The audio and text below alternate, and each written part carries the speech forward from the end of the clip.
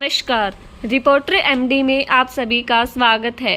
Corona जैसे बन रहे हालात, पुतिन बोले जंग लड़ रहे देशों को इसके असर का अंदाजा नहीं है।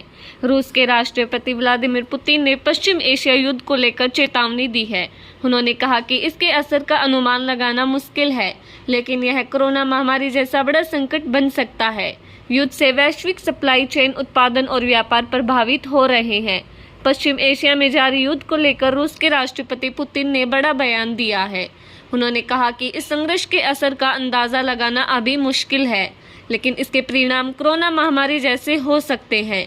पुतिन ने साफ कहा है कि युद्ध केवल क्षेत्रीय नहीं बल्कि पूरी दुनिया की अर्थव्यवस्था और सप्लाई सिस्टम को प्रभावित कर रहा है।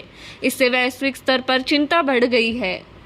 पुतिन ने मॉस्को में बिजनेस लीडर्स से बातचीत के दौरान कहा कि अभी तक इस संघर्ष के परिणामों का सही अनुमान लगाना संभव नहीं है। उन्होंने कहा कि जो देश इस युद्ध में शामिल वे खुद भी इसके भविष्य को लेकर स्पष्ट नहीं है। ऐसे में बाकी दुनिया के लिए स्थिति और ज़्यादा अनिश्चित हो जाती है। उन्होंने यह भी कहा कि कुछ आंकड़ों ने इस संकट की तुलना कोरोना महामारी से की जा रही है। पुतिन ने कहा कि इस युद्ध का असर अंतर्राष्ट्रीय लॉजिस्टिक्स, उत्पादन और सप्लाई चेन पर साफ दिखाई दे रहा है। उन्होंने बताया कि हाइड्रोकार्बन, धातु और उर्वरक जैसे क्षेत्रों पर भारी दबाव पड़ रहा है। इससे वैश्विक बाजार में अस्थिरता बढ़ रही है और कई देशों की अर्थव्यवस्था प्रभावित हो सकती है। कंपनियों के भी बड़े नुकसान का सामना करना पड़ रहा है।